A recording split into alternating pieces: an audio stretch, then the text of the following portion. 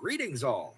I am Straw Hat Otaku Drew, and apologies for doing the stream in the middle of the night this week, but as I explained in my community post and in the description of this stream,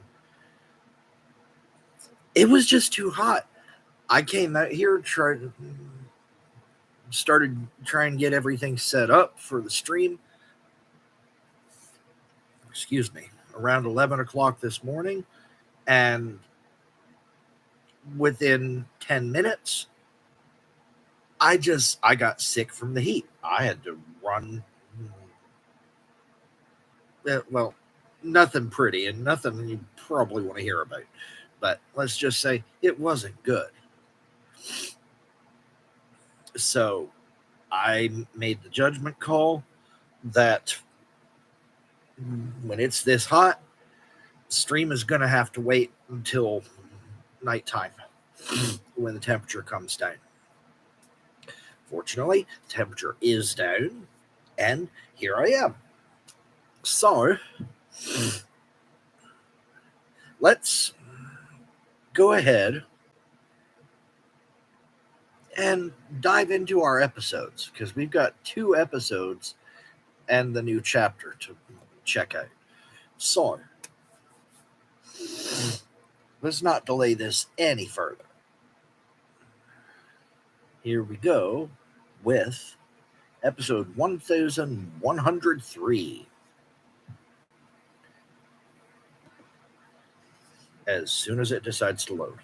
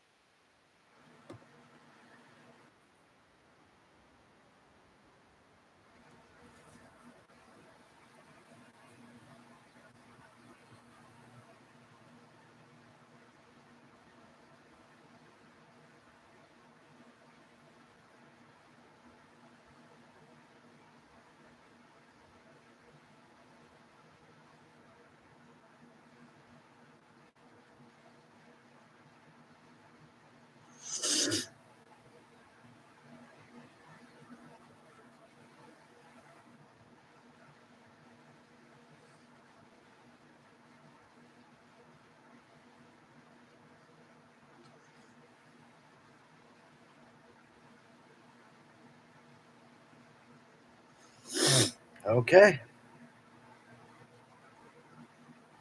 Turn back my father. Bonnie's futile wish.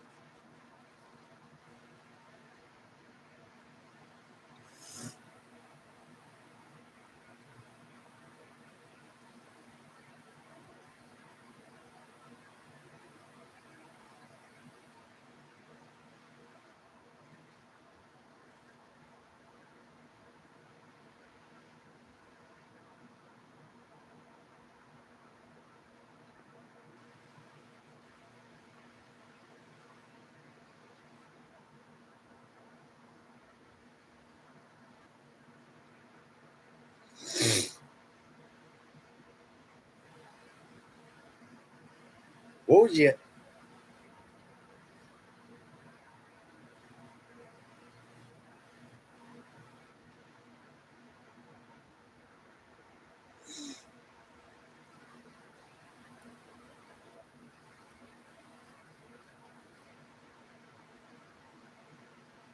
The reason why Zoro stayed with the ship. That's what that explosion was.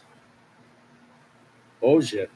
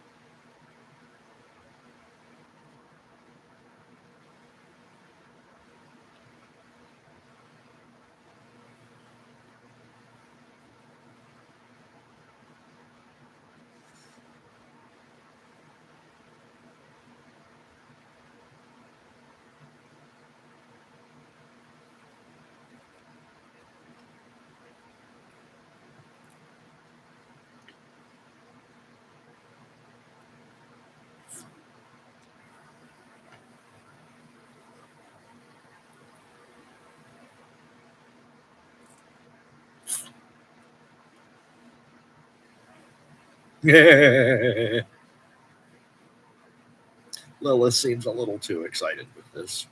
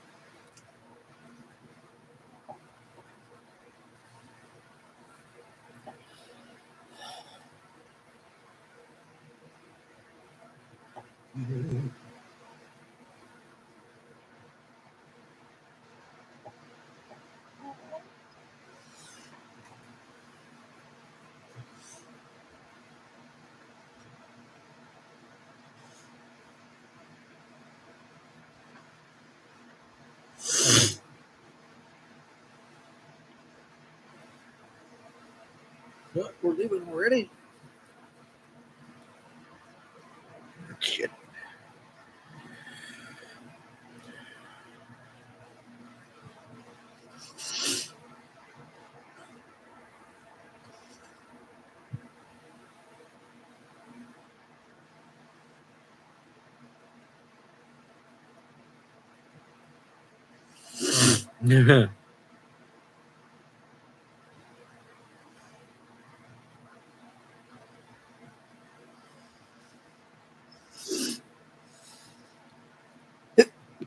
Ow.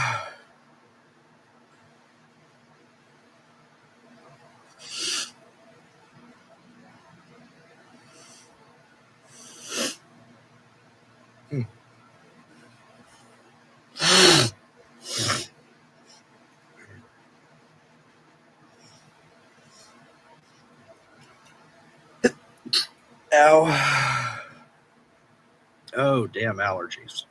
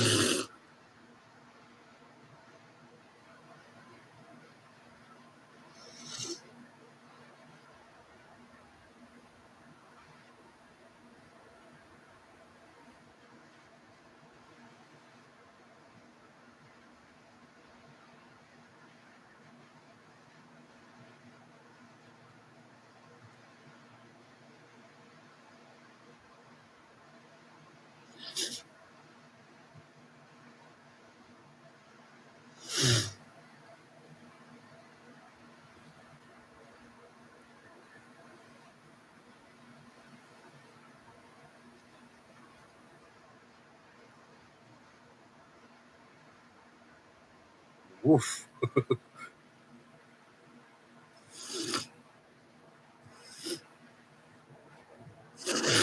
Ow. I've fallen downstairs. That's no fun.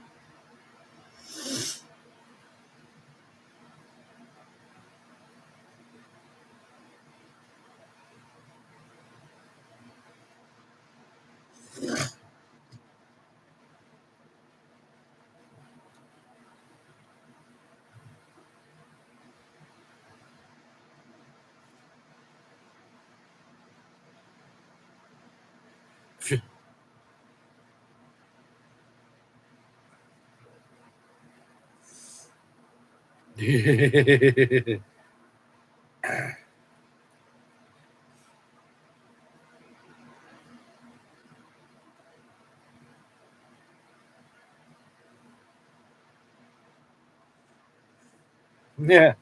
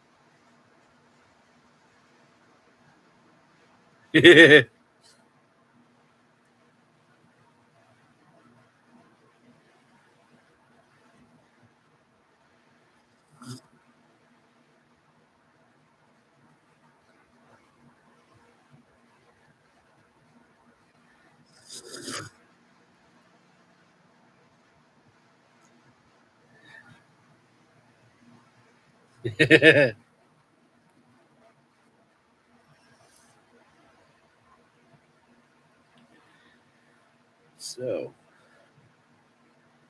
we've got Bonnie just found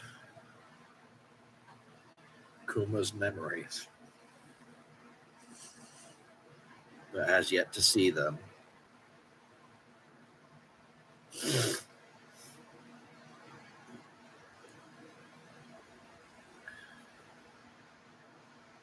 Kid and his crew have just reached Elbaf just in time to get murdered. And Garp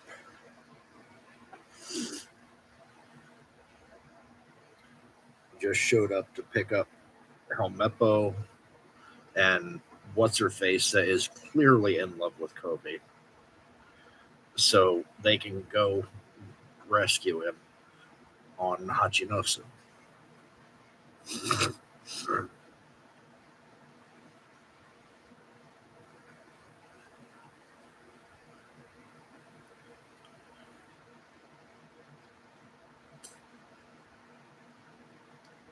I was pleased with that one.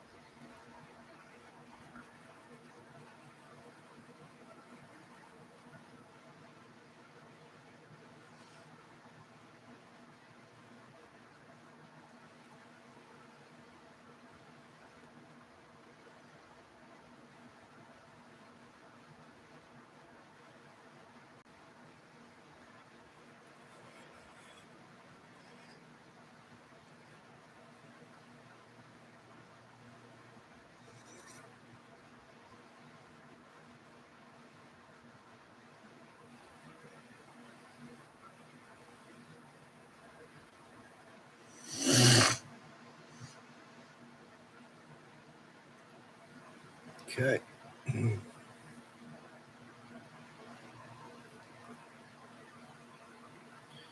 So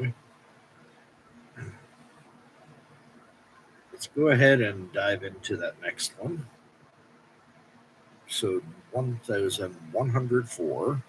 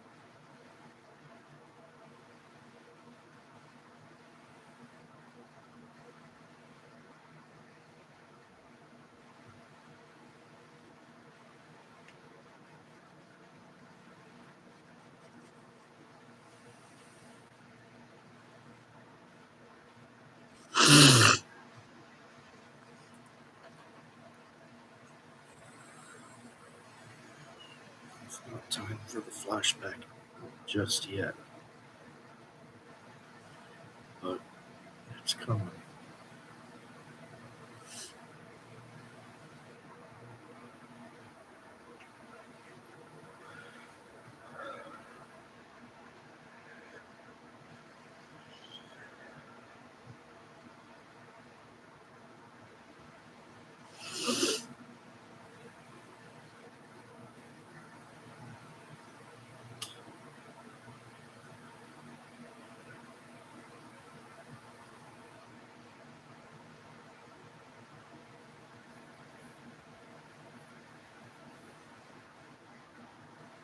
Desperate situation.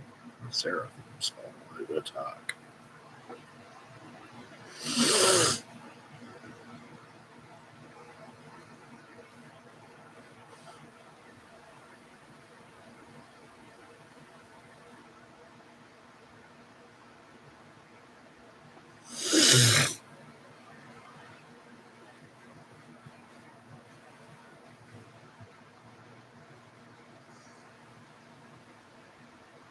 Dude, she ain't buying it. She knows her father's power.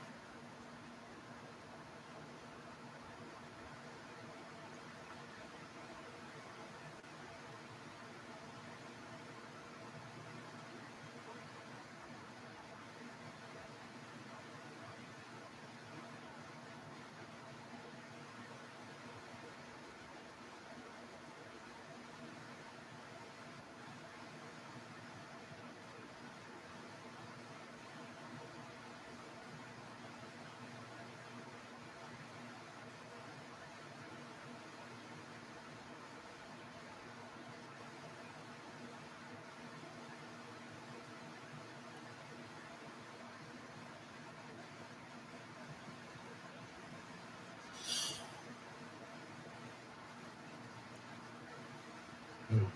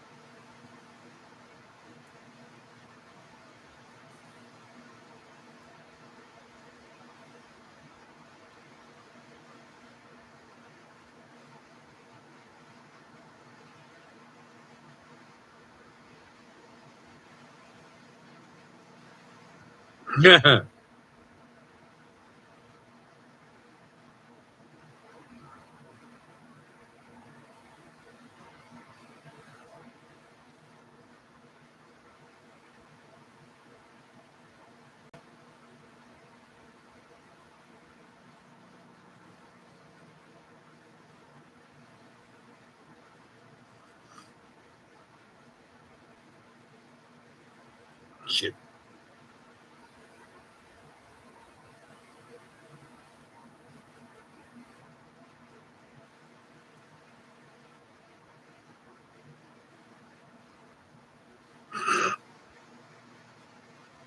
Shit.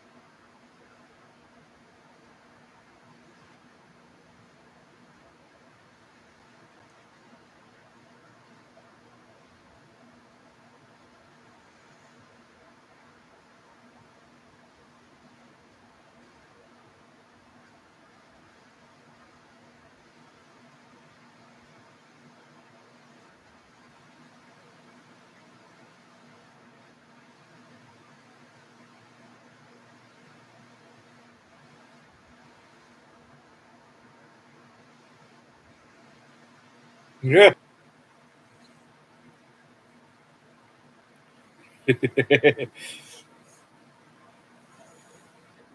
Kaku just had a what the fuck moment.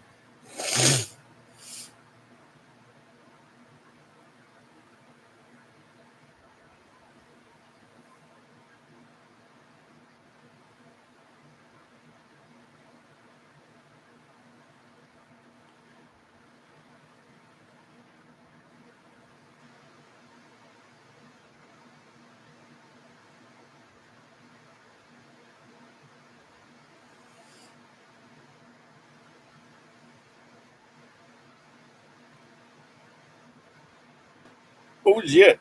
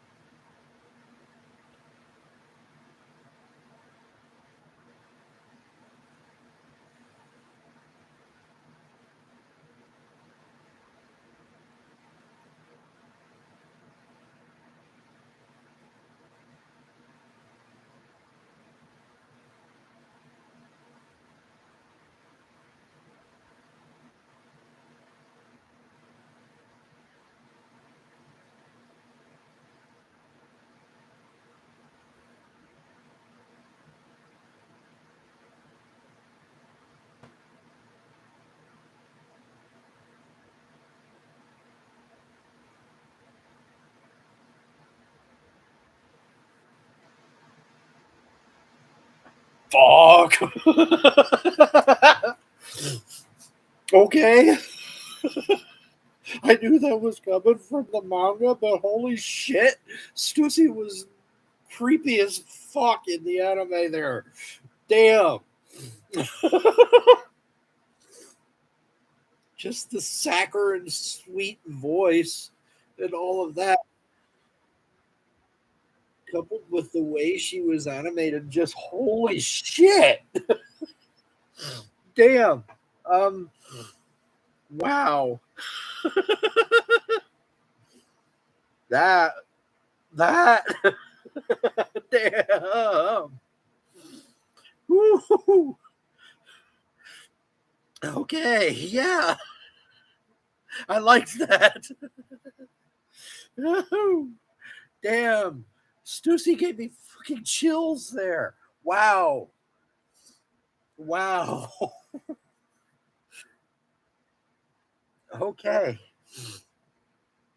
So Bonnie is about to see her father's memories, even though I'm guessing we're still a good 10 episodes away minimum from the Kuma flashback.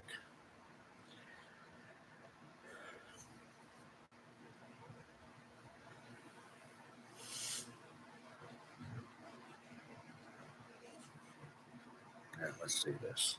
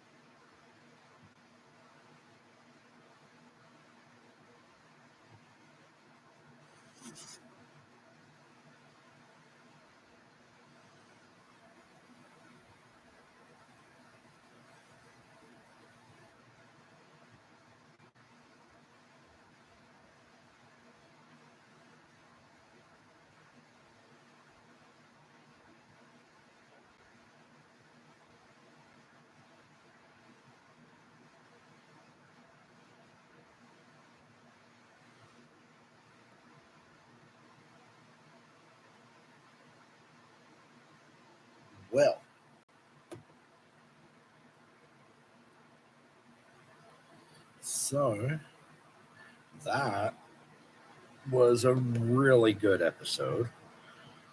I enjoyed that greatly.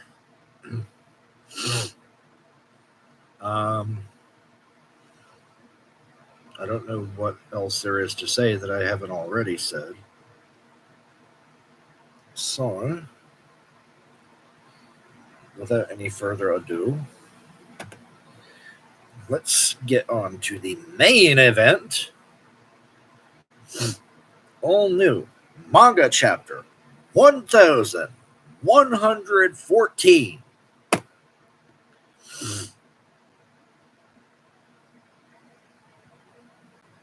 As soon as it decides to load.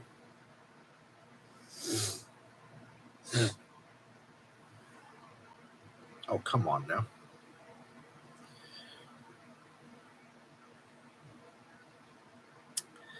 Please? I don't need this anymore.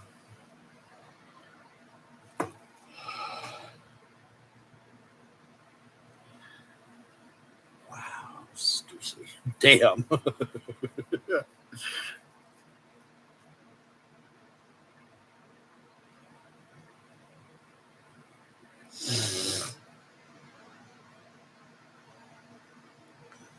That was something.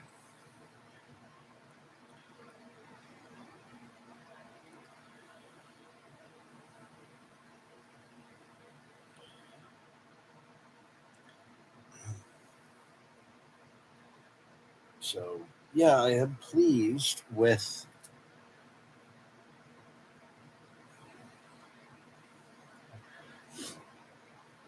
how these two episodes were adapted.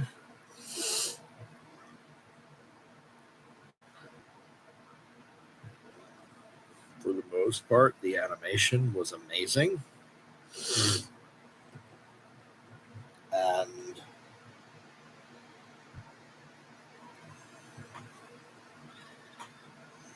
it was fleshed out nicely.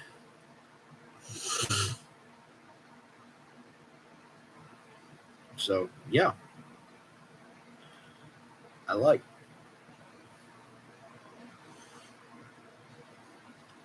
All right, here we go.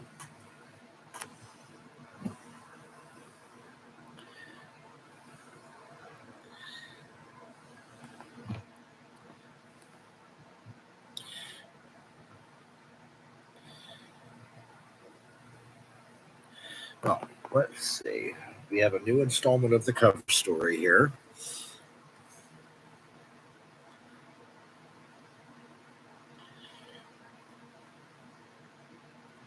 Only Child Yamato's Golden Harvest Surrogate Pilgrimage, Volume 4.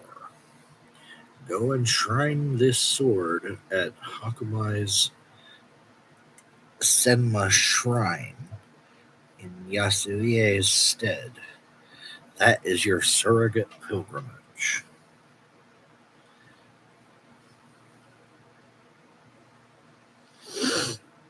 Okay.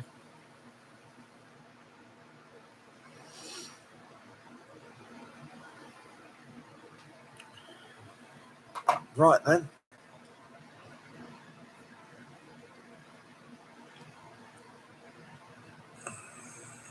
So Yamato has to travel all over Wano en route to go leave this sword at a shrine in memory of Yasu. Okay. All right. Nothing in particular stands out about the image. So let's get on with the chapter. 1114. The Wings of Icarus.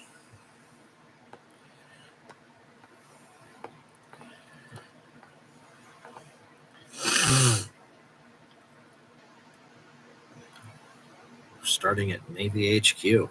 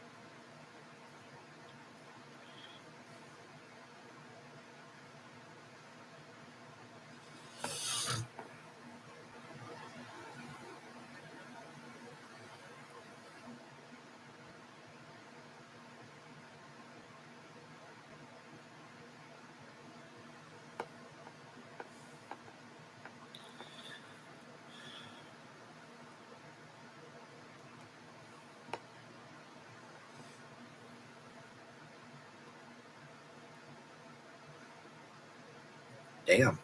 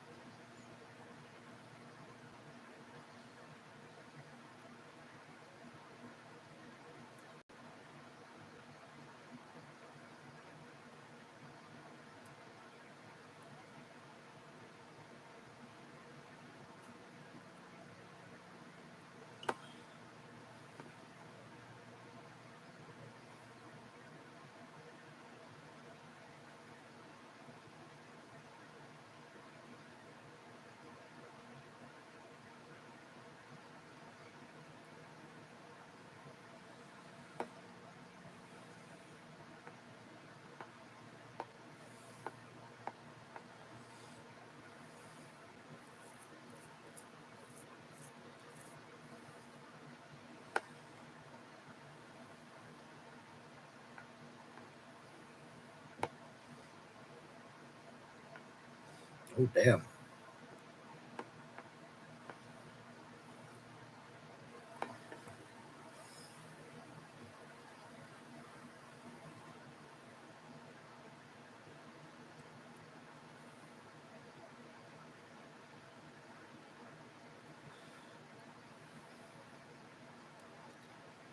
The hell am I looking at in that picture?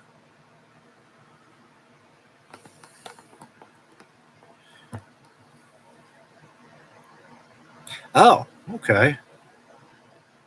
That's what I'm looking at there.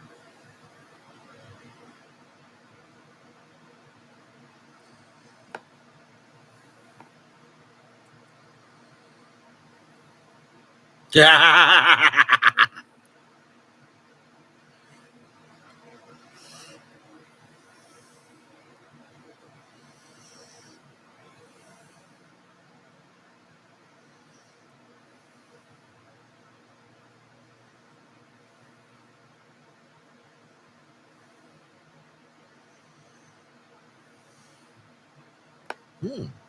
Intriguing.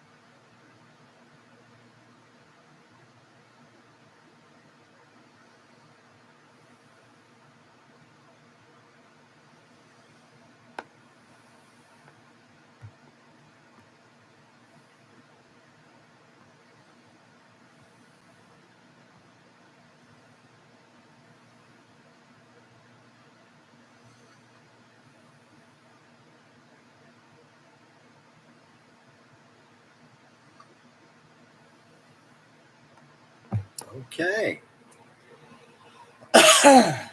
Well, we got some unpacking to do.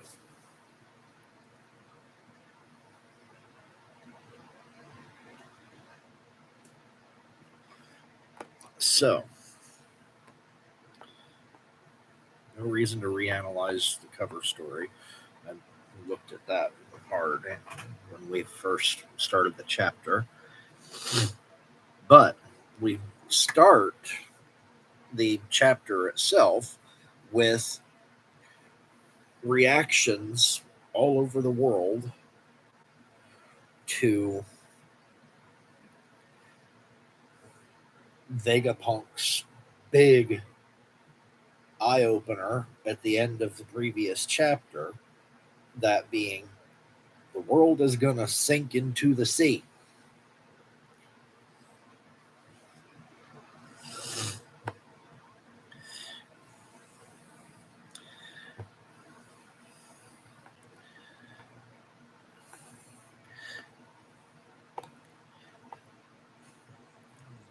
Navy HQ, a bunch of what the fuck. Except Sakazuki, who looks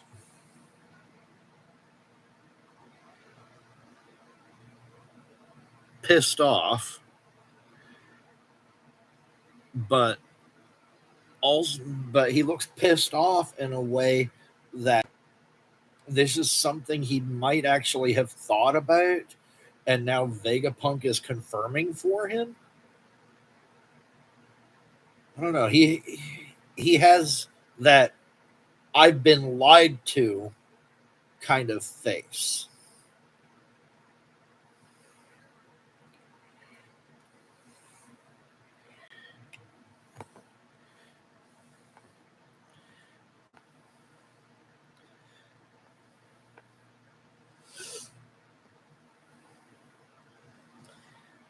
Mocktown, well, they're mocking Vegapunk. Imagine that.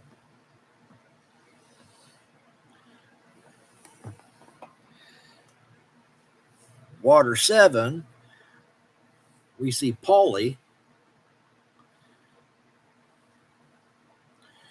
and everyone talking about how, well, yeah, sure, this place is sinking, but the whole world? Okay, yeah, I get that. Impel Down, Doflamingo just laughing his ass off and calling out Magellan about, well, hey, you're in charge of the prisoner's safety. Don't you think you ought to do something if the water level's going up? Everything going to come in and flood this place. So you need to protect us. Just loving this shit. Maybe we should go to the highest place. Yeah. Mm-hmm. Yeah, I know what you want, dude.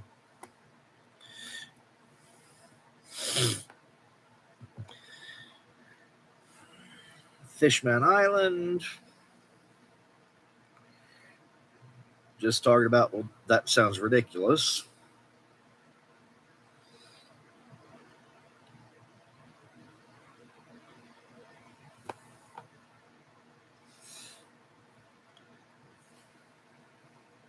Marines around Egghead Island sounding dismissive of it. Then we see the Gorosei, and they are completely not amused.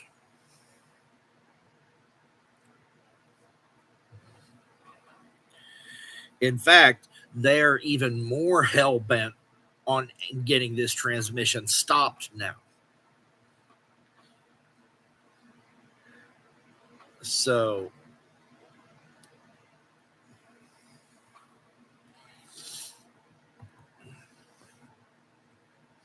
yeah.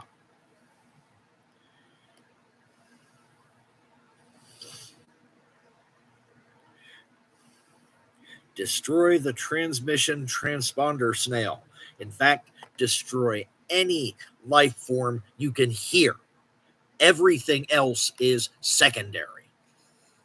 Just damn. They ain't pulling their punches no more. Not that they were to begin with, but they are refocused on this.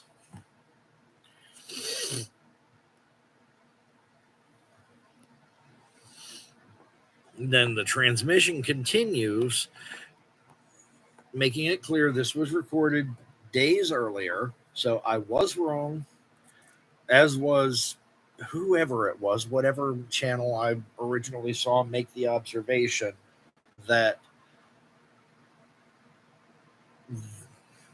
the recording showed Vegapunk in the same clothes from this day. So it had to have been recorded earlier this same day. So that is out the window now. Vegapunk definitively says that this was recorded several days ago, presumably right after the destruction of Laodicea, because he predicts that within 24 hours of when this would, or whenever, what did he say?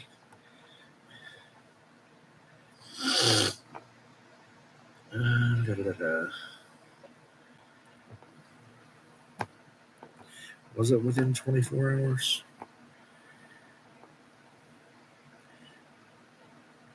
Assuming that the sensors I built are functioning correctly, in the days after I record this message, there should be a most remarkable earthquake that strikes the entire planet. Okay.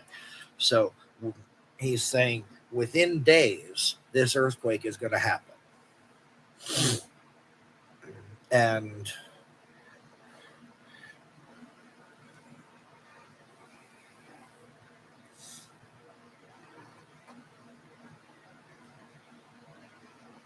we know that the earthquake did indeed happen as a result of the destruction of Laodicea. So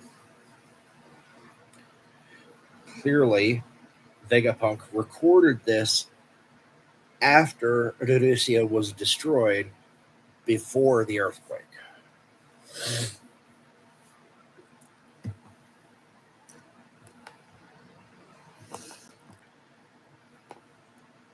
And now everyone's starting to, oh, wait, he was spot on about that. And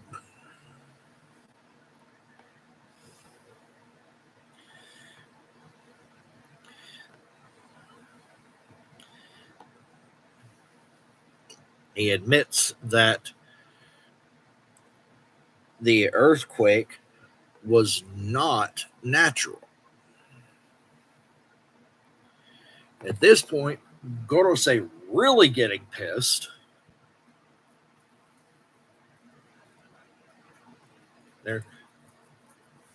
They're like me when someone on a TV show I'm watching doing stupid shit. Don't do it. Don't do it. He's screaming at this broadcast, Vegapunk, don't you dare say another word.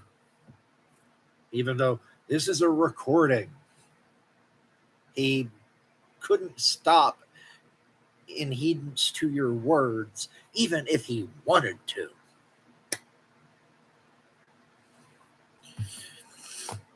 Which he doesn't.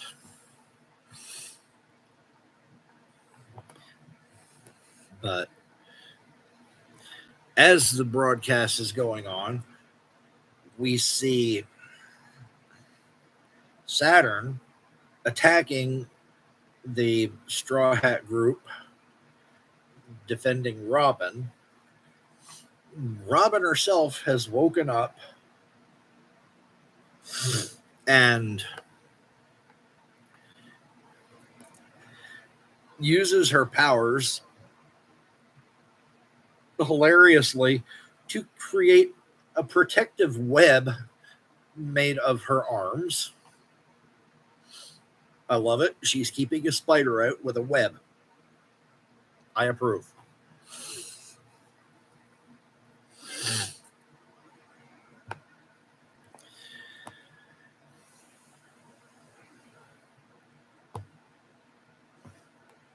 So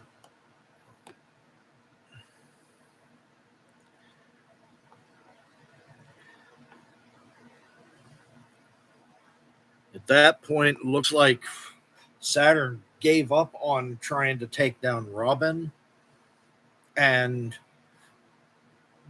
goes on with the refocused mission of ending this broadcast and finds himself in the room where the Mother Flame is located.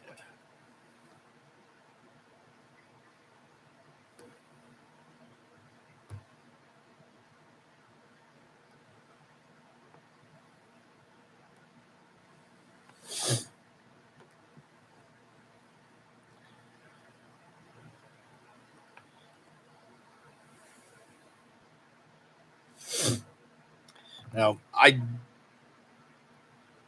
the huge container that the Mother Flame is located inside of,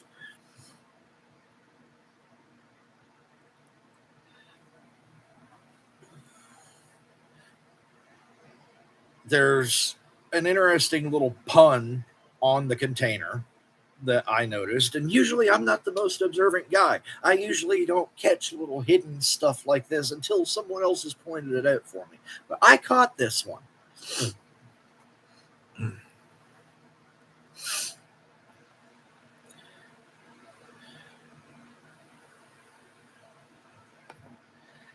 So, in the center of this container is a window that shows a flame. Looks like it's in some kind of liquid, considering the bubbles all around it. And just a bit above that, there's lettering on the side of it. It says A, then an ampersand, an and sign, and MU. Now, anyone who has a basic knowledge of Japanese language and pronunciations already sees the pun just from that. For those of you who do not, A, of course, would be pronounced as A. MU would be mu.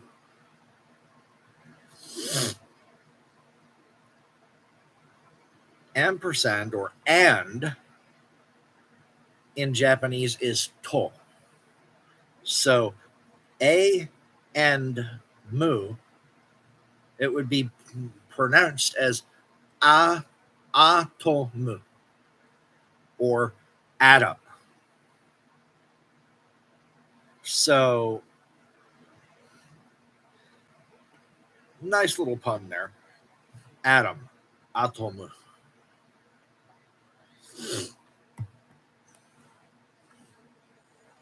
So I have to wonder from that if the Mother Flame is in some way based on atomic energy.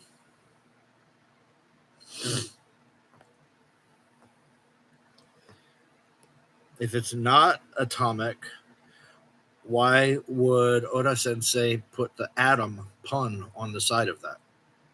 Atom.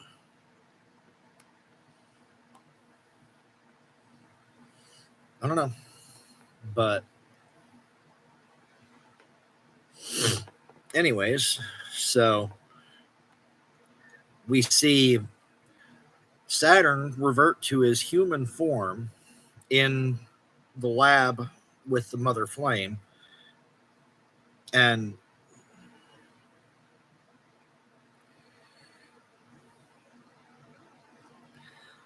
apparently he's destroyed another Denden Mushi, but the broadcast is still going.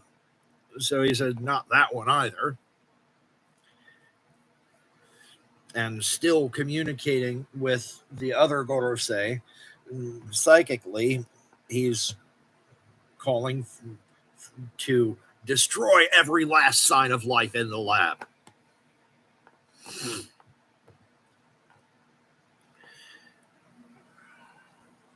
But that time, the recording is getting to Vegapunk, explaining further.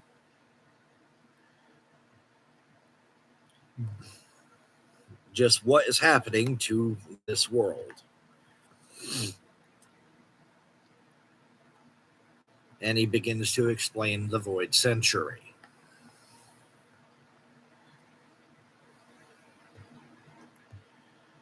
So,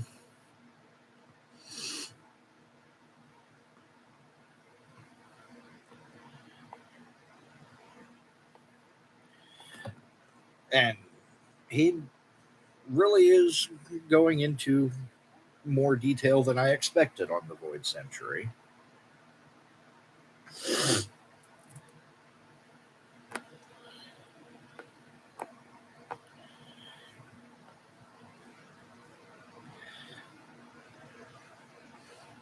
Talking about the poneglyphs. And honestly, this is the exact opposite of what I expected. I figured that the Void Century and the events thereof would be glossed over in favor of making a point of the current rulers of the world government and their atrocities at O'Hara. But the scholars and archaeologists of O'Hara were glossed over, only mentioned in passing as an introduction to how Vegapunk came by this information that he is now presenting about the Void Century.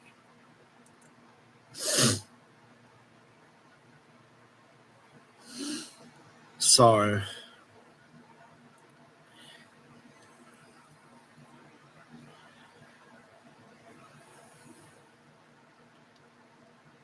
but it is still possible that he will focus more on O'Hara and the atrocities of the current world government leaders after he finishes talking about the Void Century. I mean, that I have to admit is a good lead in. You show 800 years ago, this the current leadership started with shady shit, and they still doing shady shit today because they did this, and this. Okay, yeah, I can see that.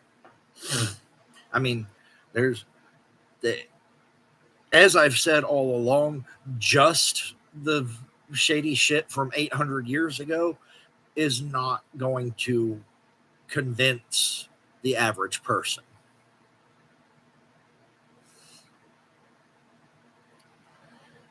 Because they'll just convince themselves, oh, well, that was so long ago. Those people are gone. The people in charge now would never do that kind of thing. They'll convince themselves of that. But if you segue from shady shit 800 years ago to shady shit that they are still doing today, then you prove your case even more that this is just a bad system. It was bad at the beginning 800 years ago, and it's still bad now. It's bad people.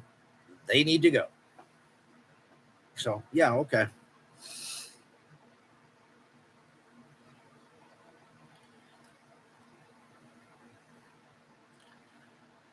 Um,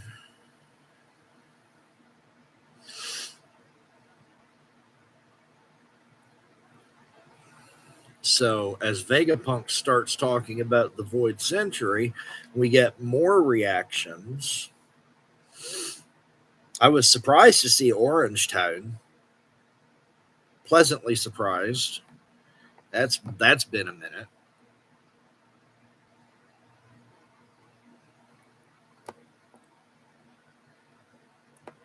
Were there any other reactions? Oh yeah, Marijua.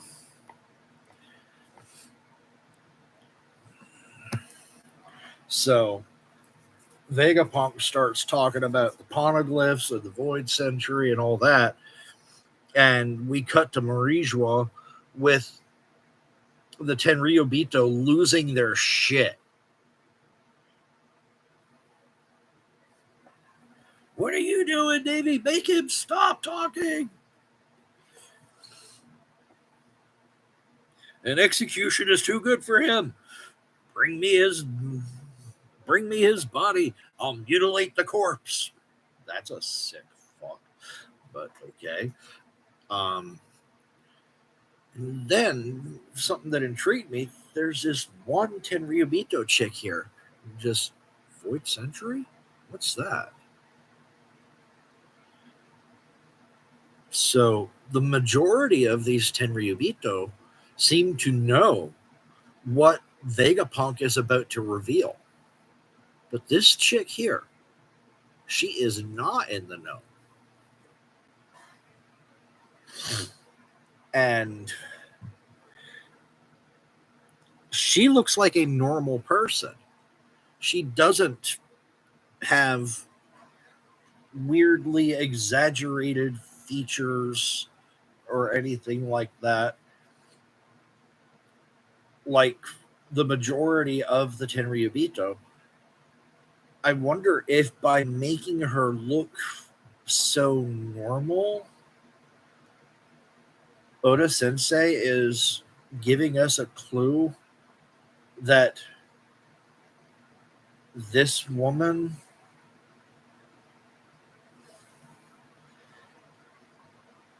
may be one of the rare Tenryubito that when she learns the truth, she will not agree with the path of the other Tenryubito, her predecessors and contemporaries.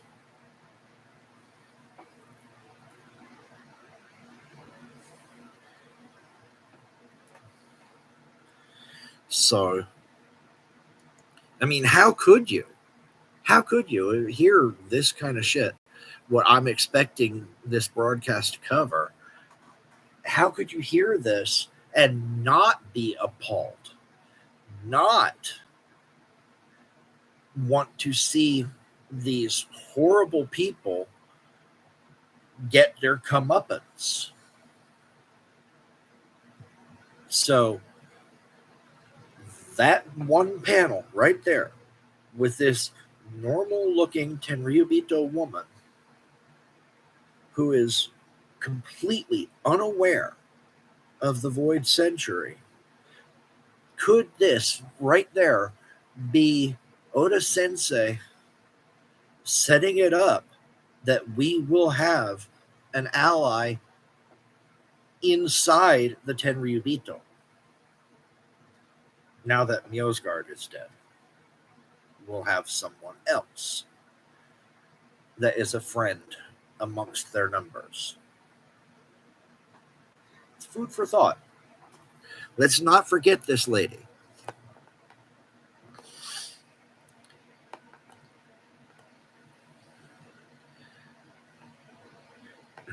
Then we get a couple panels of Saul.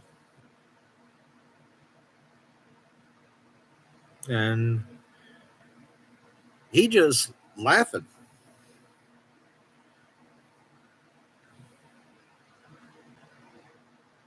Kicking back, using some big old logs to rest his head against, laughing at what Vegapunk's got to say.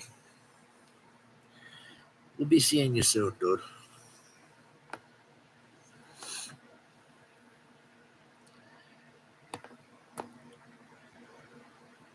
Then we get Orange Town. Like I said, that was a pleasant surprise.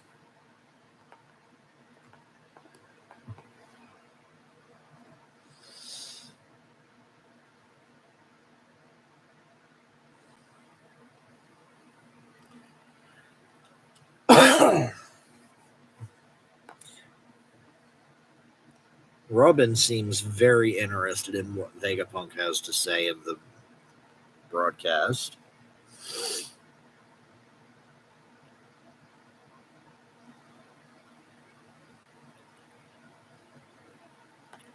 Then, while they're trying to figure out what they're going to do, the clouds start extending outward.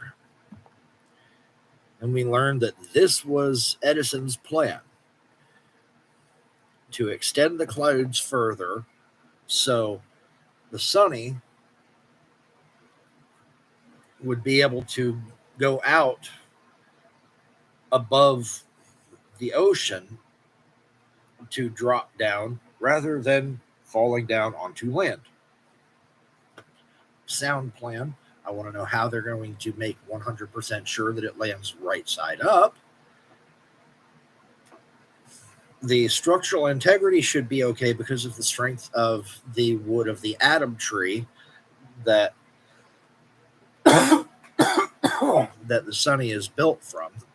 So I'm not that worried about the structural integrity of the Sunny from the fall, but I want to know how they're going to ensure that it comes down right side up instead of flipping. I mean, okay, yeah, and I guess the shape of a standard ship is going to be bottom heavy, anyways, especially if they put any kind of ballast in the bottom. But still, it even with the proper weight distribution, things do sometimes roll, move in the air. So, but I'm probably overthinking it. It's a manga. It'll work because it needs to work.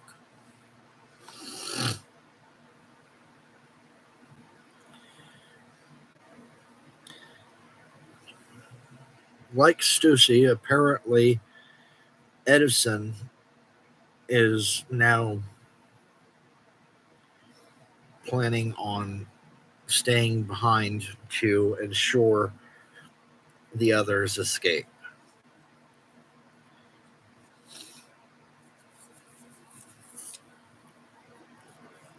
At least that's what I get from his words. Now get off this island, Straw Hats. Don't let the world government lay a finger on you. Not let's get out of here. Not let's make sure they don't lay a finger on us. That's more of a I opened the way for you. Get out of here before they can do anything to stop you.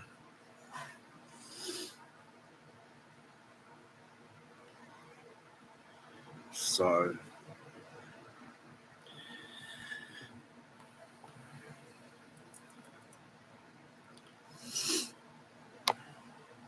then we cut back to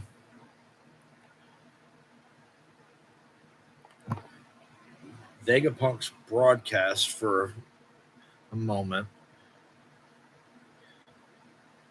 where he's talking about he's only going to present the information that he has been able to verify. He is not going to conjecture anything.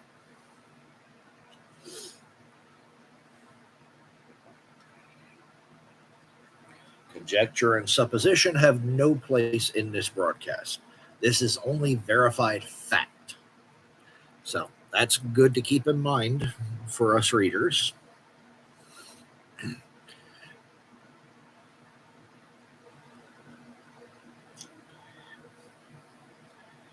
Then we're over to Dory and Brogy.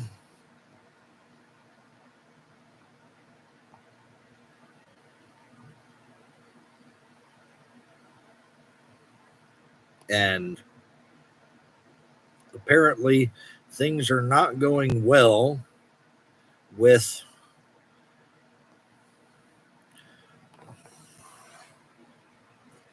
shit. Which one was the war?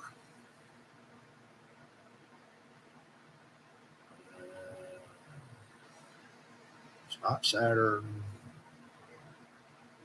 Was it Mars? No, because I think it's Mercury. I think. Shite, I'd mix up my goal, say. I'm pretty sure it's Mercury. Oh, wow. I'm starting to get tired. But things are not going great trying to fight Mercury or whoever the boar is. Luffy is back in Gear 5th, trying to attack the boar after the disaster that was trying to use a regular Gomu Gomu no Red Hawk or Red Rock, whichever it was. That did not go well.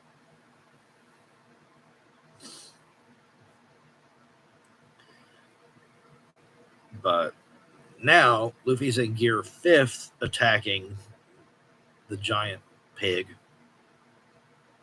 And well, we don't really get a look at the effect of his attack. Well, apparently it still doesn't go well. Because that small panel next there, Luffy's hand appears to be throbbing.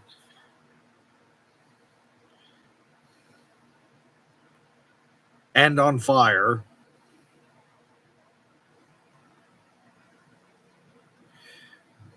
Dory and Brogan talking about, hey, stop trying to make us laugh.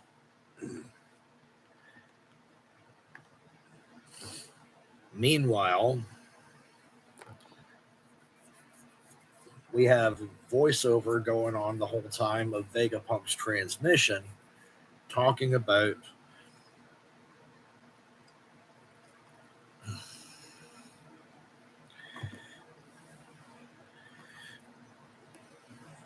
how the main character of his story was born into a kingdom with an impossibly advanced civilization 900 years ago. Like the sun god Nika spoken of in the legends of Elbaf, he fought with a body that stretched and contracted. His name was Joy Boy. And he was the very first man on this sea to be called a pirate.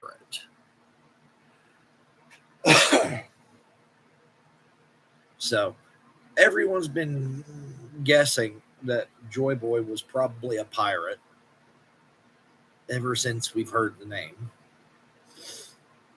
And especially since we got the confirmation that Luffy is Joy Boy reawakened.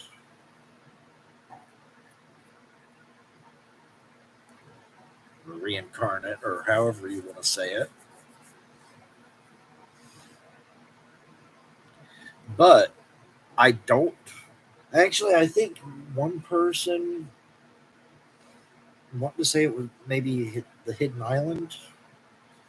I can't recall off the top of my head, but I think I've seen one person who conjectured that Joy Boy was the first pirate. So if I am right about that, if it was Hidden Island, kudos to you. Whoever that was, kudos on making that call. Everyone else took the easy road and just guessed that Joy Boy was a pirate, like Luffy, like Roger, but that one person I saw, I am pretty sure, nailed it and said that Joy Boy was the first pirate. So, good job.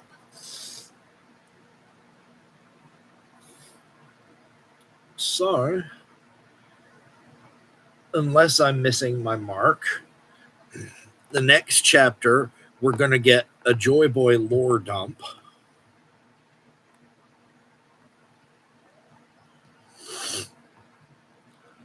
Which I'm all for it.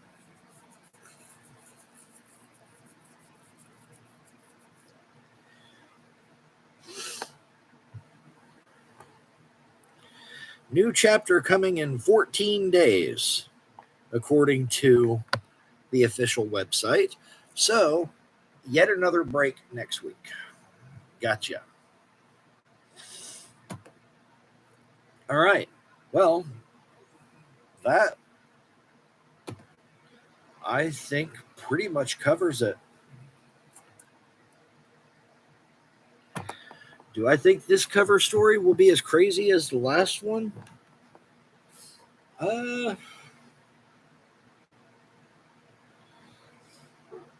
don't know. It's hard to say. It, I mean, I imagine Yamato can get up to some shenaniganry running around Wano.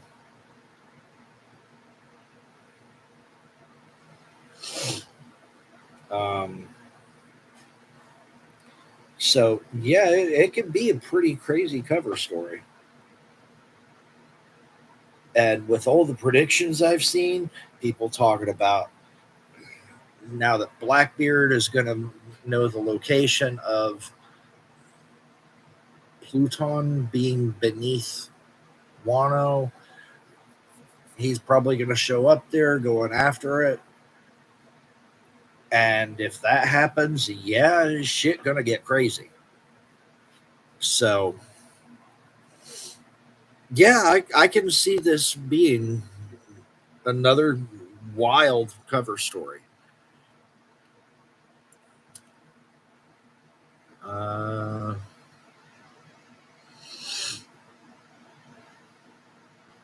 Looks like that's the only question anyone got at this point. So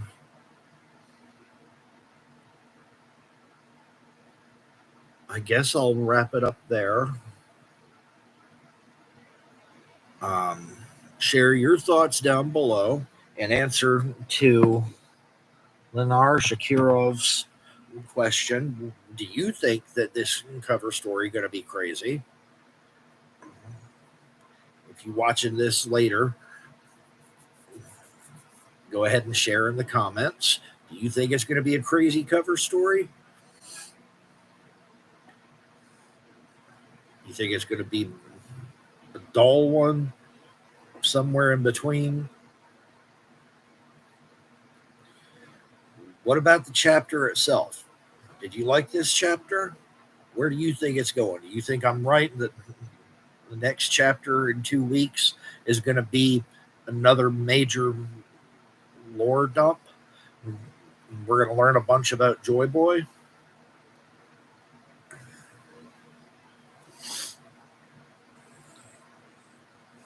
Think we're going to learn more about the Ancient Kingdom. I do think that this pretty much settled it. We're not getting the Ancient Kingdom's name, because I think if Vegapunk was going to reveal the name of the Ancient Kingdom, I think it would have been at that point, at the very end of this chapter.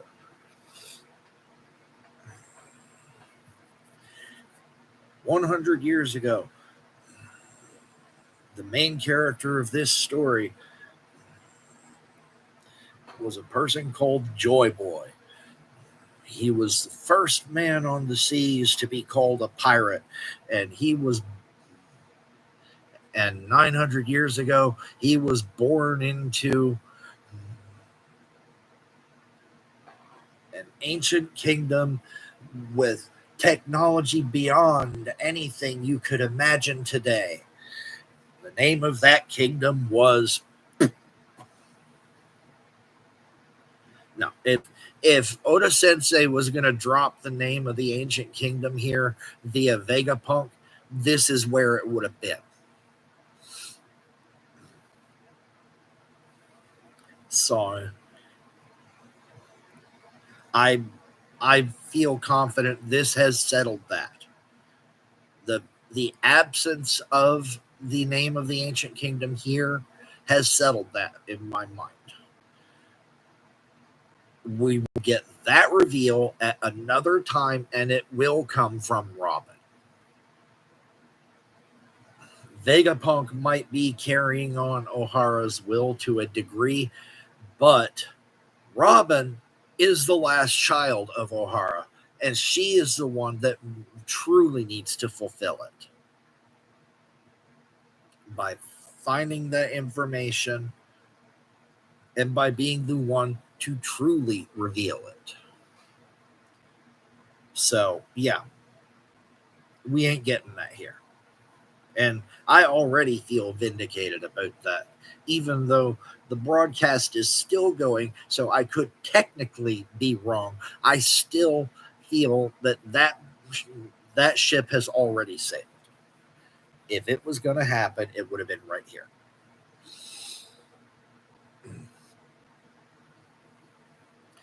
If I end up proven wrong in the chapters to come, I'll admit that. I can admit when I'm wrong. But right now, this feels right to me. That said, sharing all of your thoughts down in the comments. Do you think I'm wrong? Do you think we will get the name of the ancient kingdom in this broadcast? What do you think the name of the ancient kingdom is?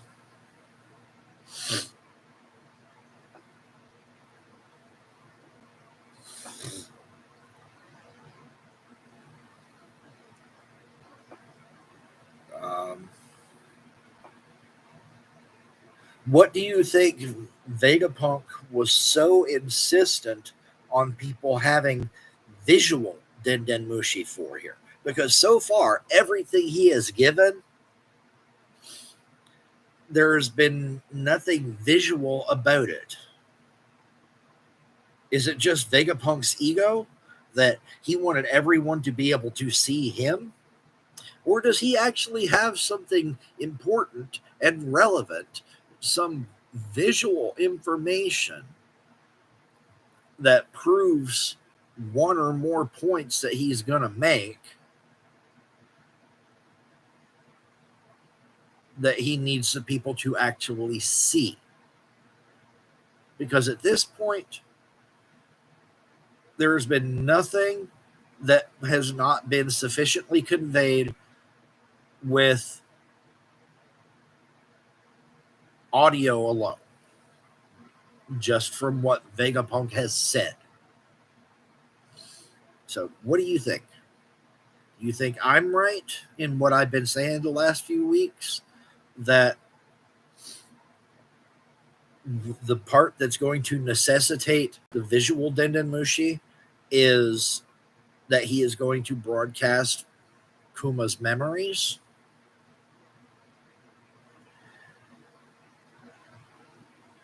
If you don't think it's that, what do you think it's going to be? Because obviously there is no video evidence of the things that happened in the Void Century. I mean, shit, he's already made it clear to everybody that there's no written record of it other than the poneglyphs. So there's definitely no visual record of it. So that's not it, clearly. The world government were clearly not recording their atrocities at O'Hara. So it cannot be that.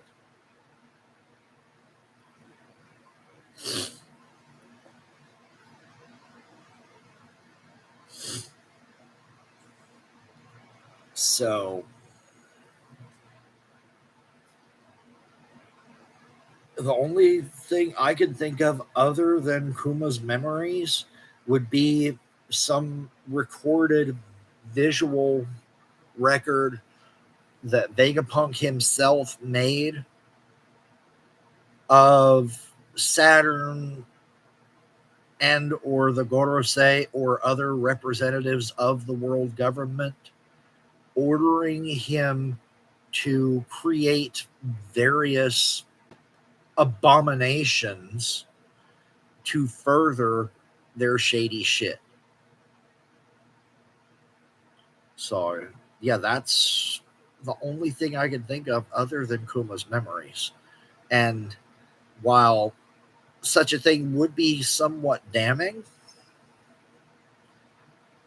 it would not evoke the visceral, emotional reaction of Kuma's memories. And that is what the people really need to see in order to turn everything on its head. So I still believe that the reason Vegapunk insisted on visual Dendenmushi is to broadcast Kuma's memories.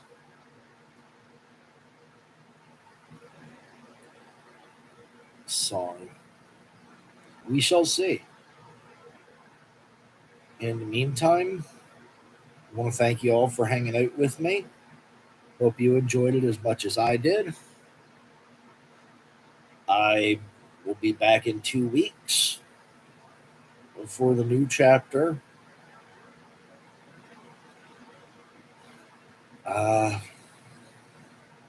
I don't know what the forecast is 2 weeks from today, so I cannot say whether it's going to be a hot day necessitating a nighttime stream like this, or if it'll be a nice cool day and I'll be able to stream at a more normal time. I don't know yet. But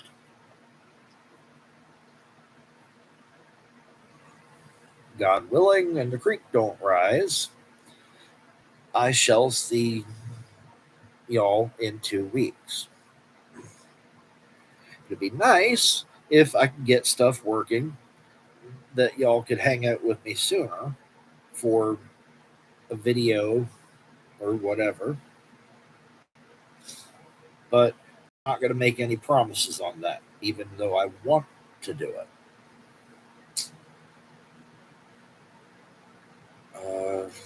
Other than that, not really much going on.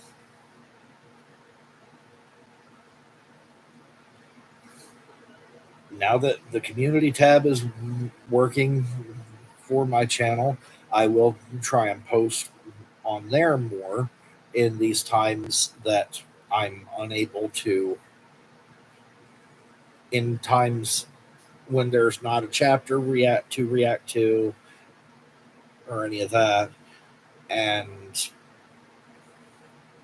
just while I'm still unable to properly edit videos and everything to have content posted regularly.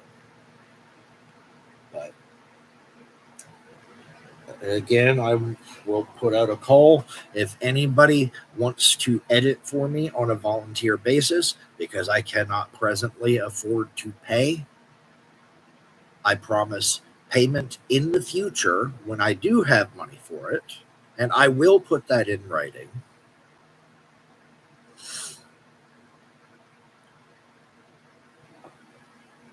And in addition to future payment, when it can be afforded, I will also make sure that you are accredited properly so your name gets out there to help you find paid editing work. So it wouldn't be all bad. But that is the best I can offer at present. If anybody is willing to do that, please get in touch.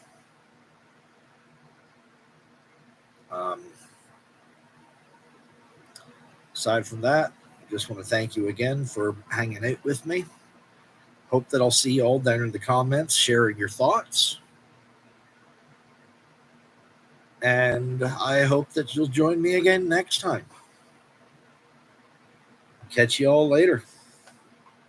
One Piece only. 俺はなる